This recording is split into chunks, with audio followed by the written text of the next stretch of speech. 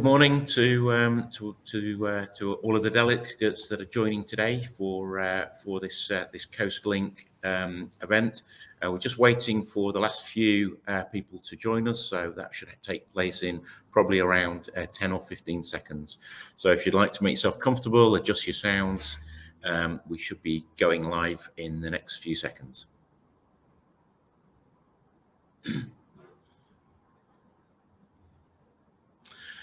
Okay, good morning and a very warm welcome to this second session of Coastlink Live. Coastlink is a neutral pan-European network dedicated to the promotion of short sea and feeder shipping and the intermodal transport networks through the ports that support the sector.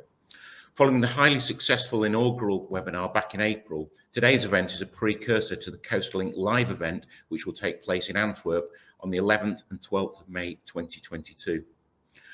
Port of Antwerp is the second largest port in Europe and in the top 15 ports globally. In 2020, the port handled almost 240 million tonnes of cargo, including 12 million TEU of container traffic. Antwerp offers exceptional connectivity options with 55 short sea feeder services to Northern Europe and the Mediterranean, over 220 weekly container barge shuttles to 90 European destinations, and 225 weekly rail shuttles to over 70 European destinations. Today's bite-sized virtual conference will focus on the economic, political and environmental challenges facing global supply chains, but will also highlight the emerging opportunities and the important role of short sea shipping in delivering positive outcomes. Our chair and moderator is Nick Lambert. A master mariner, Rear Admiral Nick Lambert had a long and distinguished career with the Royal Navy before co-founding NLA International, a company championing blue economy solutions. Nick is joined on the panel by John Lucy, Head of International Transport at the Road Haulage Association, Richard Newton, Commercial Director Logistics at the Port of Tyne, and David Cook, Group Logistics Manager at Tata Consumer Products. So without further delay, I'll now hand the mic to Nick, and it just remains for me to thank you for joining this session, and I look forward to meeting some of you in the great maritime city of Antwerp in May 2022. Thank you. Nick. Brilliant. Justin, thank you very much indeed. And won't that be fun? Really, won't it be good to get back face to face together? I think there's a burning desire to do so. Good morning, everybody. Justin, thank you for the kind introductory remarks and setting the scene for this short webinar. Time, as always, is tight, so just a little bit of guidance for attendees, please. Please do ask questions all the way through on the Q&A, and those speakers who aren't speaking at the time will endeavour to answer them. We will use them in the panel session at the end, and we will ensure that they're all answered and distributed after the event. I will not be reading the bios of our esteemed speakers because they're included on the website, and their presentations are also on the handouts link. So please do. I'm very, very keen that we get a conversation running as we make the webinar flow.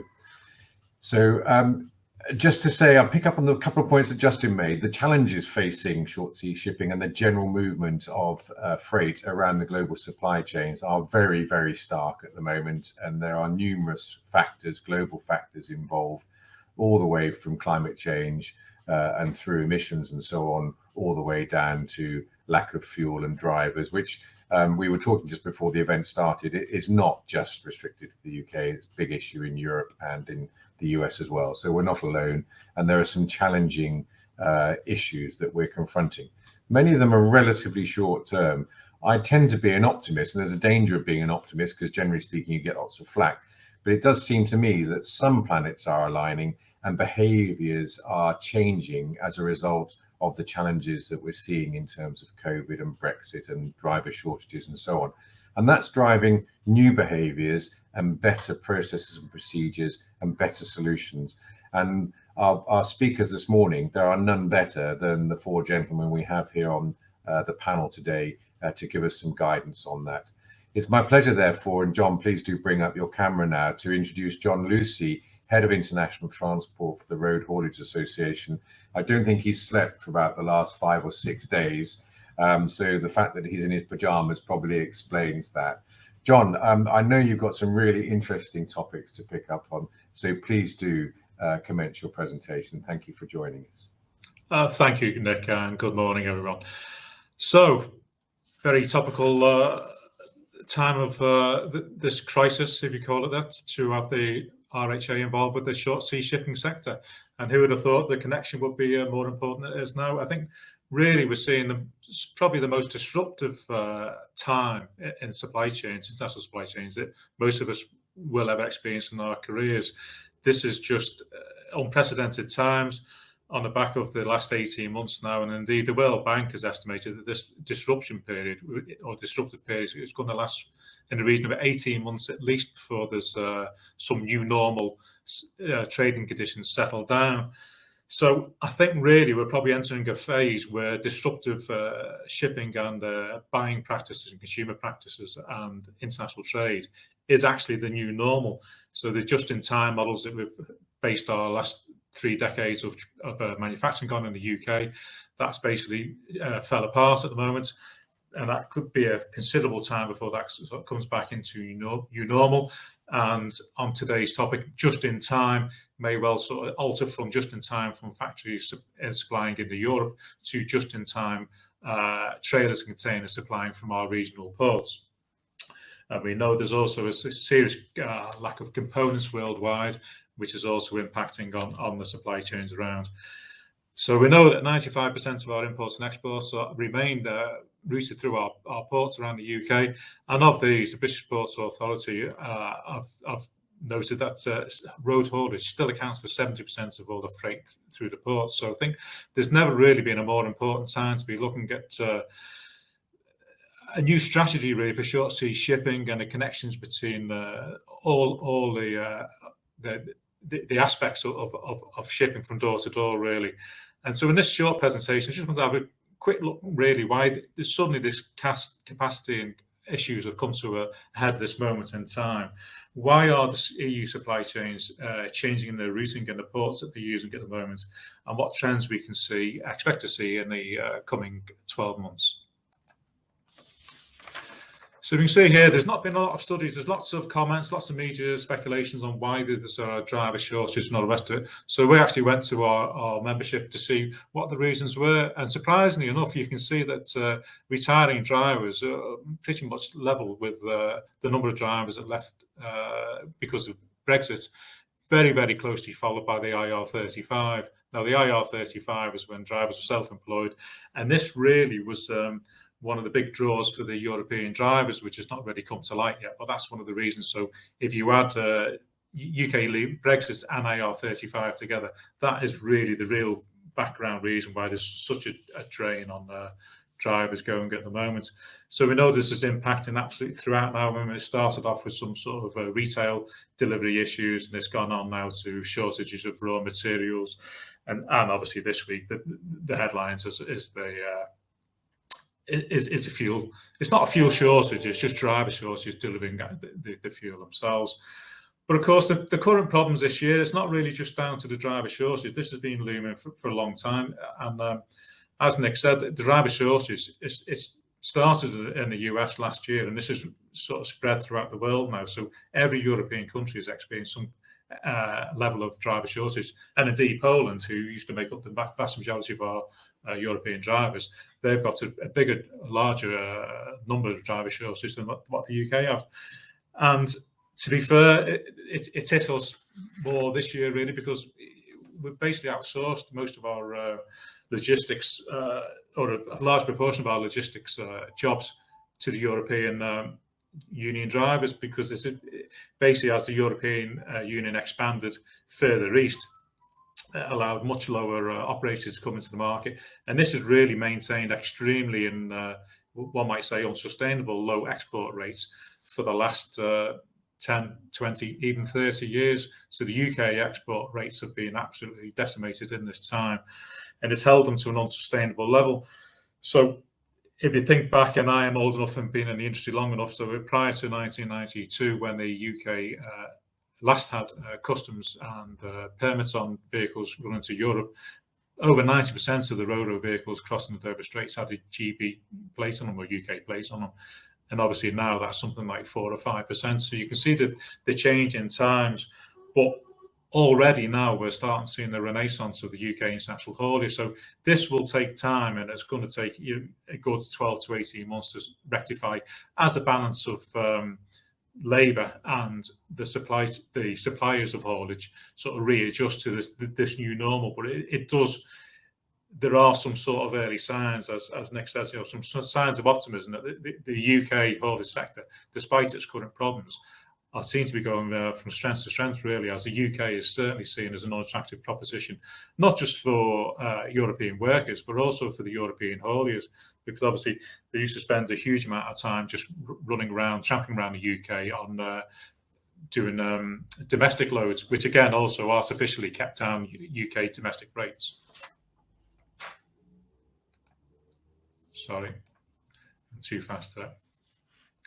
So we're seeing now there's absolutely unprecedented demand, and I think some of the other speakers will probably know the facts and figures better than I do. But we're seeing it from all the regional ports now, where there seems to be capacity issues, and it's been coming all along way through. And we really predicted, or I've been predicting it since 2018, that Brexit suits unaccompanied shipping. Because for countries, I mean, I've got a long history of in my previous work life working with Morocco.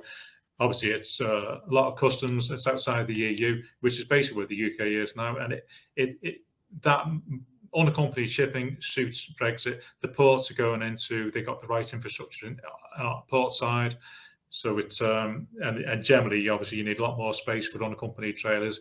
And we're seeing again now that because of this unusual circumstances, that short sea containers can actually compete against trailers, which was never the case previously. I've never seen it in my working career where the containers can compete on price and now on time as well. So this is further room for optimism, I think, in the short sea sector. And we're seeing the direct ro-ro ferries from the northwestern ports into the Northern Islands. I think the figures are 8% increase, where on the central corridor into Ireland itself have dropped by somewhere between 20 and 30% respectively. And of course, it's not necessarily for this presentation, but we know the direct ferries from Ireland into Europe are somewhere like a plus 30% increase in sailings at the moment, and ports frequented. So it's really is changing in the shipping world and in the transport world and in the ro-ro world. There's this a definitive move away from the traditional ro-ro short sea straight shipping. That's still going to be obviously the vast majority of vehicles, because obviously 10,000 vehicles a day can't dissipate to regional ports overnight. But an element and a growing element of that is actually moving towards different modes of transport and different ports. And we've seen that ro-ro traffic between UK and Ireland in this 9 months already has fallen by 17%, whereas Ireland to EU, it's increased 33%. So the old land bridge, as it was known, which is where the trucks would land at Holyhead and travel down to Dover and across, it's not necessarily dead, but it's certainly significantly reduced. And I can't see it coming back anytime soon, because there is no need for it to come back anytime soon, because why would you put customs on freight? It doesn't need customs on freight and pay tariffs and all the hassle of importing and exporting, and the more complicated the product inside the vehicle, if it's food or meat products, the import-export process gets ever more complicated, and there's just no way those vehicles run back overland compared to shipping directly into Europe. So there's a significant modal shift going away. And I think there's also this, it aligns with the greener credentials, longer miles by sea, less miles by road. So obviously the reducing the carbon footprints of transport is beginning now. It's not going to go away. This is going to be here for an awful long time to come now. And it's also a slightly safer way of moving freight away from the traditional vehicles parked up at hundreds of vehicles parked up in Calais. So they're wide open to illegal immigrant activity. So the ports that tend to support the unaccompanied freight tend to be slightly more secure, and obviously there's slightly more risk for the immigrants than for the drivers if they're breaking into drop trailers and unaccompanied dropped trailers and unaccompanied containers. So what can we expect to see? Well, demand is changing rapidly now, really. The market changes. I mean, we've seen on the automotive sector that we're involved in, that the manufacturers in France, Germany, and Italy, they are rapidly relocating their supply chains to be closer to the engineering centres in those countries. So I think there's a vast sort of deceleration and outshoring production processes to the Far East, because we've seen how vulnerable these are. Supply chains, if nothing else, this year have been held up to, they're as strong as the weakest link, and the weakest link has come to the fore throughout this last 18 months, really. So the rationale that we're seeing now, and indeed the World Bank surveys that have come to say is there's a huge increase in nearshoring and onshoring of manufacturing. So I think the changes in international supply chains, the modes of freight used will continue to change. And this, again, is good news for the short sea shipping sector, because this is going to bring more work and more traffic flows across into the regions where short sea shipping is strongest, really. So possibly we'll see some movements in the next 12 months away from the Far East flows into UK, and possibly more short sea runs from as these supply chains near shore and potentially even onshore, really, into the UK.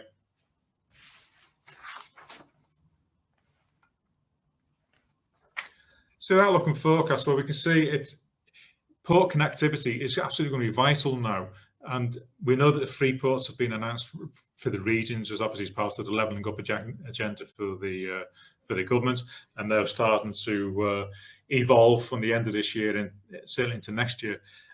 And the whole essence of the free ports is wrapped around multimodal infrastructure, smarter ports, low carbon logistics initiatives, etc., etc. So I think it's most important, really, that in these next few months between now and the next Coastlink conference in May, that we actively get together as different sectors and understand the needs, that we are working really in a different world now, and that we need to start considering the better connectivity, certainly better turnaround of vehicles within the ports.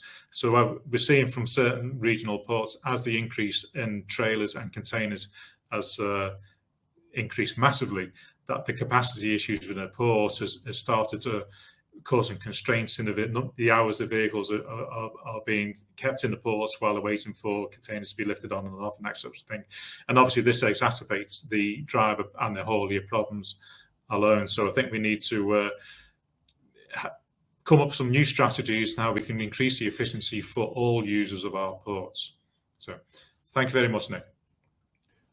Great. Thank you so much, John. Just before I introduce Richard Newton, could you just reflect for a few seconds on the terms and conditions for drivers? Because I think it's easy to forget that. I think some of that comes out in the interesting statistics you showed us, but IR35, we stacked that up 10 years ago and started shafting them then. And they don't have the best of lifestyles. I think what we're reaping now is what the industry has sown, really, for 3 decades, which there's been this ever dramatic chase to the bottom in terms of price and service, which has been aided and abetted, really, to be honest with you, but by the lower cost Eastern European operators. And I think the same things happened in shipping many years ago, sort of thing. So if you've got a continual and never-ending influx of low labour to the market, and obviously the European transport market, even in the domestic, so the UK domestic transport market, has been subject to the wages and the rates that haulers can charge, kept at an artificial and unsustainable low rate because of this cheaper labour. So that's gone on for so long, and if that's suddenly taken away, and obviously these guys, I mean, the Eastern Europeans will often, they're not just Romanians and Poles, these guys are, the companies will employ people from as far out as India and the Stans and Kazakhstan and so on and so on, and they're left basically in the vehicles to run for weeks and months on end. And on UK, before Brexit, there was living in lay-bys forever and a day until he was actually recalled home, just working point to point within the UK, occasionally across into Europe. And it was a bubble that was waiting to be burst, really. And COVID, Brexit, IR35 tightening up is just taking all that away now, and things will change. The transport is always going to be required. There are still good, strong UK transport companies there, but it's going to take time for the market to readjust. And of course, we've got the added problem now because of the COVID issues. There's actually a lack of hardware. So trucks and trailers can be up to 12 months supply now, which is, again, has never been seen before. Wow. because there's problems with steel and the manufacturing backlog, etc., etc. So there's a whole perfect storm of issues contributing to where we are at the moment. Right. Well, good luck, and I hope you get a night's sleep at some stage. Thank you so much, John. That was I really enjoyed listening to that. If I could introduce Richard Newton now, please bring up your camera, please, Richard. Commercial Director for Logistics in the Port of Tyne. I've got such happy memories of Port of Tyne. I was captain of HMS Newcastle, which was built on the time when we recommissioned there in 1995, and I still remember the party to this day. Richard, please give your presentation. Thank you for joining us. Thank you, Nick, and thanks to Coastlink for the opportunity to present. Found it quite interesting that the room I'm sitting in now is the room where the first ever Coastlink meeting was held. I think it was something like 2005. So sort of come full circle a little bit. So this presentation, I was keen to look at it from an angle of some of the current challenges that the industry is facing, and obviously John touched on the sort of driver shortages and everything. So I wanted to see how sort of coastal shipping can really play its part in helping the industry. So I'll just flick through. Thank you. So just a little bit about the port for those that don't know. We have 650 acres of land, employ about 350 people, supporting 12,000 jobs across the region. We have trust port status. We are custodians of the River Tyne, and we have our Tyne 2050, which is our ambitious strategy, which I'll touch on very shortly. Just a few of the sort of commodities in the business areas that we have at the port. So we have bulk products, which includes wood pellets, scrap metal, grain, and board products. We have our containers and logistics business area, which is, we are the Port of South Shields when it comes to containers. We have 500,000 square feet of warehousing, and we have our own fleet of vehicles. We have the cruise and ferries business area, so there's a daily sailing with DFDS to IJmuiden and Amsterdam, and then the cruise business as well, where this year we've had 24 cruises, which, given the challenges with regards to COVID, that's a real success for the port and the region. Brought a lot of interest with vessels like the Disney Magic in the port this year.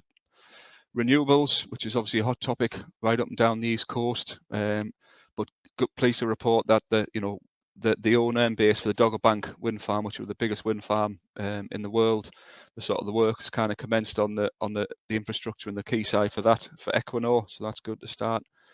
The estates area, we have 120 tenants across the port estate, and we are the marine and the statutory harbour authority as well for everything that goes on the River Tyne. Just very briefly on our Tyne 2050 strategy, it was launched in 2019. We have the first UK maritime innovation hub on the port, hosted many successful events at that. Our plan is to be carbon neutral by 2030, an all electric port by 2040, doubling diversity by 2030, and zero harm by 2022. So, logistics, shipping, and industry challenges. I think we could have done a whole seminar on this thing alone, but I've just pulled out a few because I say we could go on all day. But there's obviously increasing pressure and awareness and need to reduce the environmental impact of everything, including shipping and logistics. There is the obvious problems of where the shipping prices are at the moment, and all the associated costs that come with some of the delays when it comes to key rent and detention, challenges around port capacity, space on vessels, increase in unpredictable volumes, schedule reliability, which I think is the worst it's ever been in recorded history, warehouse capacity, and customer expectations. Being at the sort of front end of the sort of logistics side of it when delivering goods to customers, I think sometimes that there is an expectation that, a bit like Amazon, when you can order goods with one swipe of your thumb and your goods will turn up the next day. I think sometimes that expectation can manifest itself when people are looking for full container deliveries or full trailer deliveries. So how can coastal shipping help the sector and the challenges that we have at the moment? So I've pulled together, I want to look at a couple of different scenarios. So scenario one, if we take a container on a road journey from the Port of Felixstowe delivering to Durham. So that particular truck leaves Felixstowe. It's got just short of 300 miles to get to Durham, and there's probably a 90% chance that the truck will go back empty to the Port of Felixstowe as well, back to the port of entry. So you're looking at a 590 miles round trip. In that journey, you've burned or generated 781 kilograms of CO2 and an estimated cost of £1,000 plus. And I think it's probably a little bit more than that from some of the numbers that you're hearing with the challenges that are going on at the moment. So to do that particular journey, it requires one driver, one vehicle, two whole days to deliver a single container. And some of the things to consider there is the current delays and haulage shortages. I don't think it's uncommon now to be hearing of sort of a three-week delay to get containers out of some of the ports, just because the sheer volume of more goods are coming in than the capacity to deliver, whether it be on trucks or trains. And if you have a sort of 3-week delay, there's an awful lot of incidental and unknown costs, such as key rent and container detention, and then you have the issues of factory downtime and lost orders if you're not getting your goods to the factory. You know, when you at the original time frame is when you order the goods from origin. Because of the delays and the timings and everything, and the sheer time it takes to deliver by road to the northeast, for example, you know, you have a bit of lack of flexibility. So once you order that container, it'll be very difficult to change things around for a different one if it was more urgent. And then you have the challenges of the driver profile.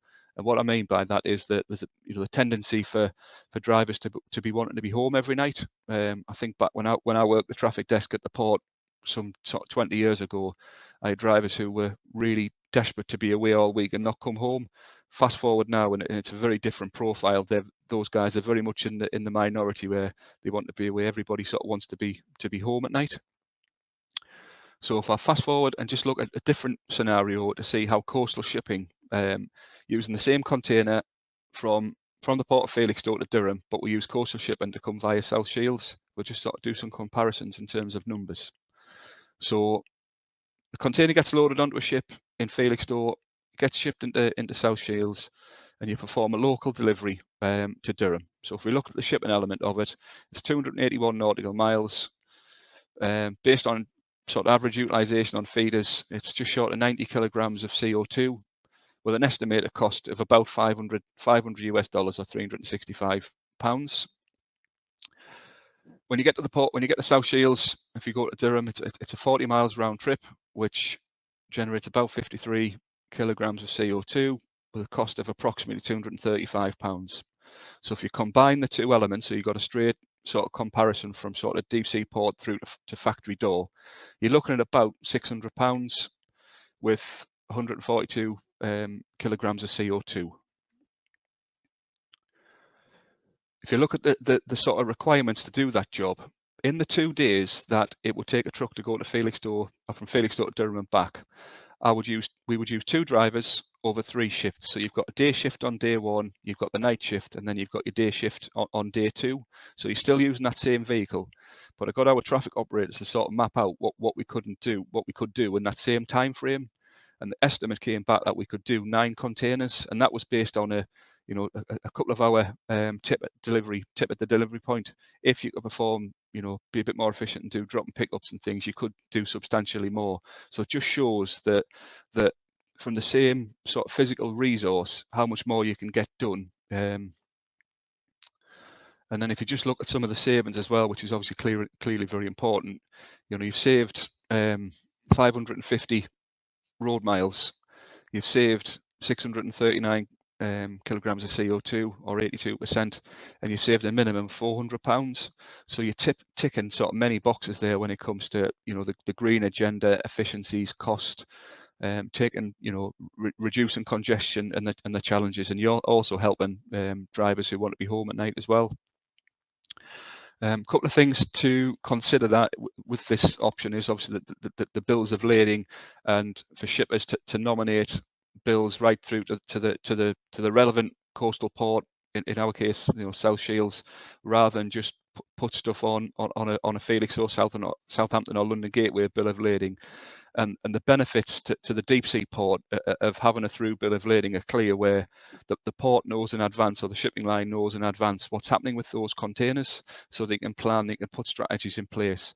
Whereas if it's on just a Felix or CY bill, nobody knows really when it's going to be picked up, and you get the challenges of the congestion that can quickly build up.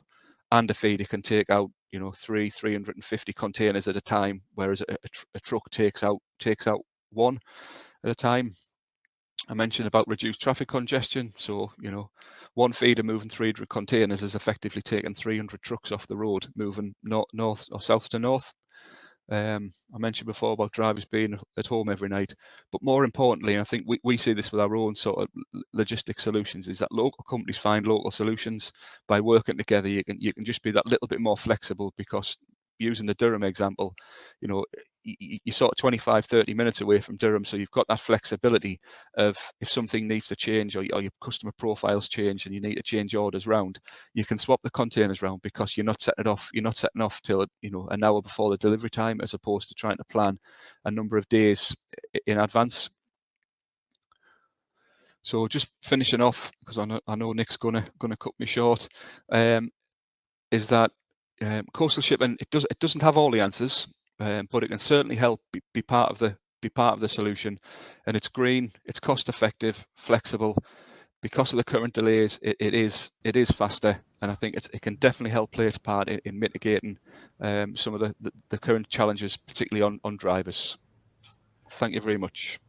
Thank you so much, Richard. I thought that was really fascinating, and I'd say you feel a bit inspired. It's bringing change. It's helping us think about things in a different way. And it seems to me that the business models are changing. The numbers are stacking up. Is that how you feel about it? That you can make a profit. The margins are improving. I think, Nick, the numbers have always stacked up in terms of doing it. There's been kind of no change, but it's needed a bit of a catalyst to sort of to be for people to change. The mindset is sometimes this is how we've done it, so we'll just put it on a truck and deliver it north. But when that capacity isn't there, it kind of forces people to look at things differently. And yeah, there is a bit of momentum, and I think we all need to sort of keep the message going that coastal shipping and using the regional ports, working in conjunction with the deep sea ports, because they're obviously part of the solution as well in terms of getting the containers through onto feeder vessels and moving. It's all working together. Yeah, it's grand. There's so much changes being fought. The fact that we are online in a virtual conference, you'd never imagine that two and a half years ago in quite the same way. Thank you so much, Richard. I really enjoyed listening to that. Great stuff.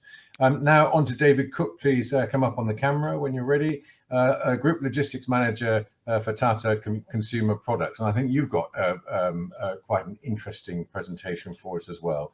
So over to you, David, and thank you very much indeed for joining us. Thank you. Good morning, everyone. My name's David Cook, Group Logistics Manager of Tata Consumer Products, probably better known in the UK and Europe as Tetley, or Good Earth Tea. Teapigs is our brand. With you. Right, adopting a port-centric logistics strategy and swapping trucks for coastal feeder services were strategies Tata Consumer Products adopted well before the term centric logistics was coined by the supply chain specialists. Shipping accounts for over 95% of our inbound and outbound transportation activities. Over the past 15 years, we have honed a highly cost-efficient and environmentally friendly warehousing and distribution operation centered around the River Tyne. In 2006, Tata Consumer Products completed its transfer of raw tea storage requirements to Shed 21 at the Port of Tyne, which currently holds 6,000 pallets of raw tea imported from some 20 countries around the world, plus 1,600 pallets of finished goods, which are shipped annually from South Shields vast sea freight to Canada, the USA, South Korea, Middle East, and to the European Union. Based on the success of our raw tea operation, in 2017, Tata Consumer Products transferred its export operation from Manchester to Shed 21, Port of Tyne. So what happens today, currently, is finished goods from the factory based in County Durham are backhauled to the export warehouse in the Port of Tyne on the back of raw tea movements, which run down into the factory daily, something like 4 to 6 movements per day. Using the same lorries to move the raw tea to the factory and collect the finished goods means fewer empty running and road and up to 42,000 less road miles per annum. This equates to about 128 less tons of CO2 in the atmosphere. Our port-centric operation has delivered reduced carbon footprint and continues to deliver us from the current challenges of UK port congestion and domestic trucking shortages. I have to say at the moment, we are not suffering from the shortage of container trucking in the UK. We move approximately 4,500 TU through the Port of Tyne annually, equivalent to 25,500 tonnes of raw tea per year imported and 8,000 tonnes of finished goods exported. Containers move from over 20 countries worldwide to South Shields on feeders which operate from Rotterdam, Felixstowe and Antwerp. On import movements, we can load our raw tea up to the plated weight of the container because there's no UK road movement involved. This allows us to reduce the total number of raw tea movements coming into the UK. We have calculated that the use of feeder vessels to transport to and from seaports has resulted in 730,000 less road miles per annum. This represents an annual saving of 308,000 litres of diesel, enough to fill 6,845 family cars, which equates to the removal of 828 tonnes of CO2 from the atmosphere. TCP port-centric operation is a great example of a fully closed loop and port-centric logistics strategy, because incoming feeder vessels are also used to ship outbound finished goods, which are destined for global markets. Sustainability lies at the heart of our business, and every part of our supply chain has a contribution to make. Each partner we work with has their part to play in our sustainability plan. Working towards shared goals is essential for the long-term success. Solutions have to make economic sense as well. Just one last footnote is we have now replicated our port-centric operation in Port of Tyne to our factory down in Cochin, southern India, where we have established the same type of operation of raw teas in and finished goods out totally by sea freight. Any questions? Well, that was quick. Yeah. Well, you've only done. You said you were tight for time, Nick. No, you're fine. You've got a couple more minutes. You've got 2 slides left. I think that was 5 or 7. Sorry. That was 5 or 7, I think. Yeah. Sorry, I've just got a map at the end. Sorry, I lost my presentation. Disappeared. Yeah, this one. So I'm seeing 5, slide 5. You've got 2 more to go. That's what caught me out. Sorry. Yeah, it's just a duplication, and then thank you. Oh, then your closing slide. Okay, cool. Well, I think the whole. Could you just look ahead into your crystal ball, please, David, and say where do you think port-centric approaches will be in the in say the next 3 to 5 years, and do you think that the UK will be at the leading edge of these developments? I think port-centric is the future. The only concern I have, and we don't suffer from that in the Port of Tyne at the moment, is whether the infrastructure, public infrastructure, is there to support it. If I look at London Gateway, I understand there's now severe congestion on things like the QE Bridge. So I think you have to build the infrastructure, both rail and road, to support it on that basis. But certainly, we've never regretted going down this route. It has been, and I'm surprised that more companies have not followed suit, especially with the mega ships coming in now, and where land transportation is tight. I mean, the large vessels will come into Rotterdam or Antwerp or Felixstowe, and then we transfer to feeder vessels. We're not hindered by the need to truck those boxes out of Felixstowe. And I'm surprised not to see a growth at the moment. I think it will come in short sea feeder operations, serving main ports into small local ports which have port-centric distribution operations. Yeah, and that's going to have it's going to have a wonderful benefit for the terrestrial road and rail network in UK. Yeah. And it's really, I'm really, and in fact, you and all the speakers have talked very much about reducing emissions and reducing carbon and climate change and so on. And that's a theme that wouldn't have been around 10 years ago. It's really sort of getting ahead of steam now, I think. Yeah, and picking up from one of the earlier presentations, all our distribution to the EU is now done in 45-foot intermodal containers. So with the unaccompanied trailer, we used to use a lot of trailers, but now we are heavily involved. Our markets to Spain, Portugal, Poland, France. We move 2 or 3 containers a week to France, and we've had no disruption due to Brexit using this mode of transport.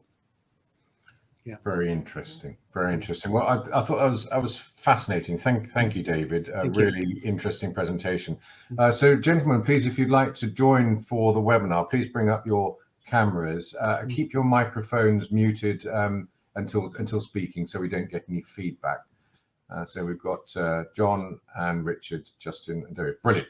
Thank you very much indeed. Well, thank you all for some really interesting quick fire presentations, and a big well done to all of you for hitting the time frame, particularly Richard. That was impressive. 15 slides in 10 minutes exactly.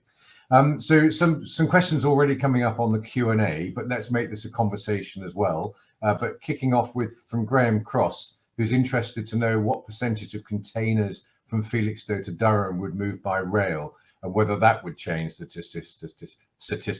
So perhaps a little bit more of a broader reflection on the rail versus a road network, please, Richard. Thanks, Nick. Yeah, I mean, there will be, and there are container services. I think there's a service into Teesside, but the next nearest railhead is sort of into Leeds and Doncaster, into Yorkshire. So then you're still left with the challenges of sort of the local deliveries as well. With trucks to do that, it would be greener than road transport, but I think it's fair to say that the rail infrastructure is fairly full at the moment. I don't think there's a lot more capacity to do a lot more, unless you're putting significant investment into rolling stock infrastructure and everything. Whereas coastal shipping, the shipping industry can adapt really quickly, whether it be more frequent service, a slightly bigger ship, but the ports are able to sort of stand up really quickly. Cool. And I'm seeing a comment from Eleanor Hadland. We see growing evidence of feeder delays and congestion. Which ports or terminals are still providing necessary berth windows for feeders in a timely manner? I think that's probably David and Richard. Perhaps if you'd like to comment on feeder delays. Yeah, no problem. I mean, from a feeder delay at the port in South Shields, we're not seeing any issue at all. Ships turn up, they get worked on arrival. No issue. David will be good testament to that. He wouldn't be short in telling us if there was delays getting these containers off the ships and into the warehouse. I think the challenge comes that the feeders follow mother vessels, and I think I saw something the other day that schedule reliability is down at 33 or 34% now, which is an all-time low for the industry. So obviously when mother vessels are delayed, feeder vessels are going to be delayed because they can only move the cargo once the cargo's been unloaded. And you could look at a whole plethora of reasons to why the vessels have been delayed. Yes, look. David, you're muted, David. I'd add to that, we ship 500 containers a year to Canada from South Shields, and they have to connect with a mother vessel in Rotterdam. So we find the feeder connection to Rotterdam extremely efficient and reliable. I agree with what Richard said. The biggest problem is the mother vessel coming in to meet it, not the other way around, yeah? Yeah, and I think we're going to see a big drive to far better tracking of the mother vessels and getting much more accurate times of arrival and so on. David and Richard, I wonder if you could just both comment a little bit about your thoughts on free ports. We've touched on them, but we haven't gone into it in detail. Try and look a little bit into the future and see whether or not that's going to help us improve our business models and to keep ahead in global competition. And then after that, I'm going to come to Justin and ask him to give us a perspective of how Antwerp sees the UK, perhaps how Europe sees the UK, even though I realise you are in Portsmouth, Justin, but if you could perhaps reflect on it from the European perspective. So David, perhaps first, and then Richard, and then go to Justin. Yeah, I mean, it sounds like a win-win for us. We're in a very fortunate position. There is no duties on tea, or very little. There's a little bit of duty on green tea. So, port, free status won't really benefit us because all our product is duty-free anyway. No taxes on it. So that's I have to say it wouldn't bring us a benefit on our current operation. Richard? I think anything that sort of where ports play a greater role in what goes on in supply chains, it can be a benefit. So that's more manufacturing closer on ports, on free port estates. It will be a benefit because you're taking effectively you can be taking a whole transport leg out of a supply chain by doing the manufacturing and rework and all the relevant things on a site. I think it definitely will play a part. And you've got good skilled labour around ports as well traditionally. That's encouraging. So, Justin, your view from Antwerp. You have to be a Belgian now, please. Sure. Well, the UK and Ireland have been historically a very important market for Belgium and for the Port of Antwerp. In fact, it's around 18 million tonnes a year combined. I think around 16 million to the UK, 2 million tonnes to Ireland. So that's I think around our third biggest market, our third biggest connection. Over the last sort of 12 or 18 months, we've actually seen, against a background of declining trade between the UK and the EU, we've actually seen an increase in our trade, an average of around 7.5–8% with the UK, and actually even higher double-digit increase with Ireland. I think John Lucy touched upon the direct shipments from Ireland to the main European market, and that's without a shadow of a doubt, I would imagine, one of the main reasons that we've seen that growth as shippers seek to bypass the land bridge and ship directly into the Irish ports. Into the UK, we've seen an increase, say, in volumes, certainly into the West Coast, and we've also seen increases into other regional ports as well. And we believe that increase is due to this modal shift from accompanied to unaccompanied transport. So the UK and Ireland remain a really important market for the Port of Antwerp. And certainly a bit of a plug for our roadshow at the end of this month. We'll be coming along to the UK along with the Port of Zeebrugge to promote the advantages of the Flanders ports to UK shippers and forwarders. So we'll send out some more details, various different platforms then. Thank you for the plug.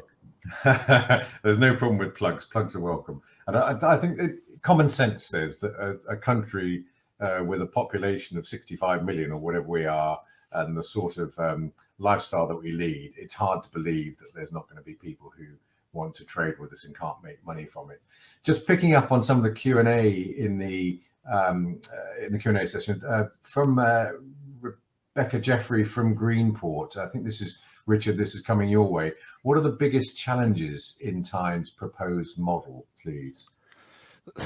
It's not the biggest challenge coming up. It's kind of one that we've always had in some ways. It's kind of changing the mindset sometimes, where the traditional model of just getting it to the UK and then putting it on a truck or sometimes a train is sort of, that's how we've done it. That's how we'll always do it. And there are cheaper, greener, more efficient ways of doing that. But you have so many different parties in the supply chain, sometimes operating with their own needs. So there are some forwarders out there that really promote the benefit of using feeders because it's the best thing for the client, as you've heard from David. But you have some sort of freight forwarders out there who don't want to use feeders because until this well publicized driver shortage, if you could put a container on a truck from a southern port and deliver to the northeast and charge £1,000, the haulier might only get £500 or £600 of that. So it was a money making thing compared to more money on the UK logistics leg compared to what we've made on the ocean freight, and that's been sometimes the biggest challenge. But if there is anything good to come out of the driver shortage at the moment, it's the industry's being recognised at what a crucial job that the drivers do and how important it is to keep goods moving through the country. And if that helps and it promotes, and it's the little sort of the carrot and stick, if you like, to make people make that switch to using different ports, then hopefully that's one benefit that might come out of it. Thank you. And John, I think you've started typing an answer to Chris Lewis, saying, question to John Lucy: if there is to be a renaissance in UK international haulage, won't it be hard to find drivers willing to spend days or weeks away from home? Do us Brits really want to do this sort of work anymore? I think that's a really interesting question. Could you add your thoughts on getting younger people into the driver sector, John? Because I reckon if I was young, I'd be pretty keen on driving internationally, and if my lifestyle was okay and I was paid well. Yeah, and that's exactly it. And that was always the case, because back in my day, the international haulage was sort of the creme de la creme of the driving world. So if you was an international driver, he was a cut above everyone else, and it was paid better and the better conditions on the continent, etc., etc.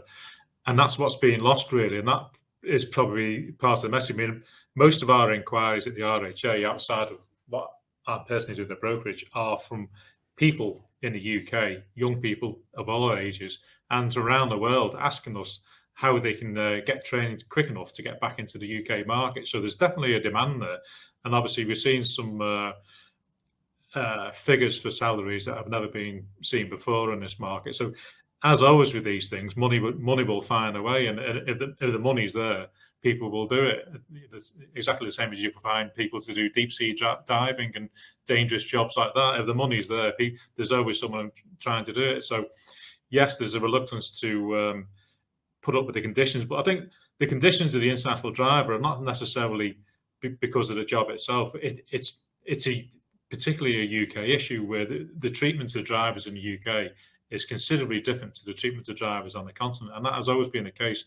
Drivers on the continent are fed and watered, have proper professional rest stops throughout Europe.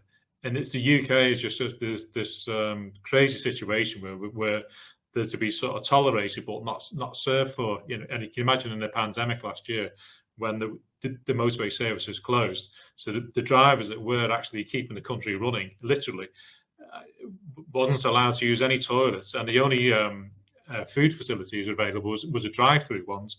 And the drivers would go have park the vehicles on the main services, go to the drive-through facility, say, right, can I have a takeaway cup of tea and a burger or something like that? I said, no, we can't serve you because you're not in a car. Go back to your bit. And that's how we treat our essential staff in this country. And it's a shift amongst many actors need to change amongst this, really. So it's international driving itself is not necessarily the problem. It's more subtle changes, I think, and attitudes that need to be looked at. Very thought-provoking, John. That's a can of beer, isn't it? And have a chat about that. Thank you for making us think about that. I'm going to put up Matthew Gore's question. I think hope I get the abbreviations right. Do the cost comparisons factor in the additional terminal handling charges at Felix? Do the cost comparisons factor in the additional terminal handling charges at Felixstowe, and that must be South Shields? Richard, I think that's you. Yes, the rates I given were sort of, from my own indicative knowledge of sort of what the shipping lines would charge, but they were from sort of from Felixstowe right to terminal outgate, so out the ship's hold to terminal outgate in South Shields. Yes. Yeah, you've obviously triggered some thinking around those scenarios. Really useful thinking.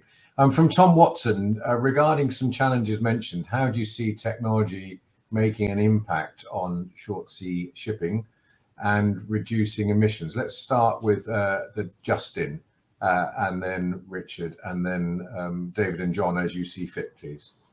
I think we've talked a lot today about some of the challenges facing the sector, and when it comes to environment, the whole ports and transport sector is going through this journey to net zero decarbonisation, and there's a big cost to that, and very clearly a timeline as well. In Antwerp, I can speak for Antwerp. We've been making some positive steps towards that. We sort of see the future as being a multi-fuel future. So as well as things like LNG, we're sort of preparing for fuels like methanol and for hydrogen as well. In fact, we've actually ordered, and it will be delivered, I think, next year, the world's first hydrogen-powered tug to add to our fleet. Installation of electric on the quayside, so that vessels coming in can turn off their auxiliary engines whilst they're in port and effectively plug in to the mains. But these are significant investment costs, and they obviously do take a time. But there's just a few examples of how we're embracing new technology and new developments in emission management, if you like, in the Port of Antwerp. Thank you. Richard? Thanks, Nick. Yeah, just a couple of things with regards to the technology. I mean, one of the things that we're seeing now is with improved visibility in supply chains, with some of the things about trade lanes that some of the shipping lines are doing, and blockchain technology improves visibility throughout supply chain. So it allows that sort of shipping to the most appropriate port that little bit easier, because everybody's got the visibility to know what's happening with goods. Certain things, just to mention about looking at some alternative fuels. That's the same thing at the Port of Tyne here. Our strategy to be all electric by 2030. There's all sorts of things going on with electrification of cranes and alternative fuels like HVO, something that the port are considering as well. And some of these things are challenges that we're looking at through our innovation hub as well. So anybody's online, you are welcome to come and join. Keep an eye on the port's Twitter feed and things. You are welcome to come and join some of these things where technology and innovation is really sort of looked at in the maritime sector. Thank you, David. Yeah, on the technology side, we're actively at the moment looking around for a suitable partner to develop control tower. We're looking for digitalized systems now, where we can book containers for one part of the world, track and trace it, the whole route, measure its carbon footprint, measure the schedule of the vessel, custom clear. So we're looking for that solution. We've identified 2 or 3 partners, which we shortlisted. But that's, we think, is the next step, is to know where our freight is at any one time. And using that, we can also measure the carbon footprint of that from the time it leaves, say, our factory in Cochin to when it arrives at the Port of Tyne. That's so exciting. That to me is, we've been talking about this for so long, haven't we? But we're getting closer and closer to it. Yeah, very exciting. Mm-hmm. And John, this is a great closing question, actually. John, your thoughts on technology as well, please. Yeah, it's happening very, very fast, and the UK has been somewhat isolated from the trends around the rest of the world. It started in America with the Uber Freight and similar sort of companies, and within Europe now, digital platforms are extremely well established, and they're growing. It's a phenomenal rate, really, now. To the point now where it was a research published this week saying that digital carriers will now be able to compete with traditional trucks and trailer carriers within the next 5 years. So by that, the likes of these digital platforms and carriers will be actually the new hauliers and the new freight forwarders of the future. And we've seen this with the Amazons of the world, that sort of thing. They are now all top 10 global freight forwarders, and 15 years ago they wasn't even on the radar, kind of thing. So the whole world of freight, supply, demand, how it's worked. So the ports will be interacting, not necessarily in 5-6 years' time, with a series of local, regional or national hauliers, but perhaps with an entire European supply base provided through these digital platforms. And this is a real significant change to the industry, the likes of which we've never seen before. And it's changed the trucking industry in America. It's changing the sector in Europe, and it's coming here very, very soon. Thank you. That's another. I do worry about the fact that the UK perhaps lags behind where the Europeans are in terms of digitization. Justin, I think you wanted to make a final point just as we come to the close. Yeah, thanks, Nick. I just want, with a lot of what we've talked about today, and it's been really interesting, has been about unitized traffic containers, trailers. But I also wanted to make the point or give a shout out also to the coaster and the break bulk short sea market. Which is also seeing and playing an important part. There are lots of commodities that historically were shipped by coaster, using, for example, steel, and shippers moved to containers. And given the challenges in the container sector and the availability of containers, particularly deep sea, we've started to see a shift of some of those what I would call traditional break bulk commodities back to traditional break bulk methods. So we have some very strong services between Antwerp and certainly into Ireland with break bulk, and I know that there'll be delegates on this conference that are very active in the short sea coaster market. So I just wanted to give a shout out to that as an option and an opportunity as well. Cool. Thank you very much indeed. Well, gentlemen, we are restricted by time. I could go on talking about this for another hour or two, but we have a time limit. So I'm really, really grateful to all of you for your presentations and your participation in the panel sessions, and for your openness and the ability to leap around from the tactical day-to-day stuff all the way through to thinking strategically. So thank you very, very much indeed. I must also say thank you to our delegates and to our audience for joining us. I hope that was useful. I thoroughly enjoyed it, and it'll be interesting to see the feedback. I think we've answered all the questions, but I will check that with Sally, and we'll follow up if necessary. And then finally, a very big thank you to Sally and the team at Mercator Media. Well done for keeping all of this going while we've had such a constraint on our activities. And won't it be fun to meet everybody properly in May next year? And I think we can say that with a greater degree of confidence than at the last online event.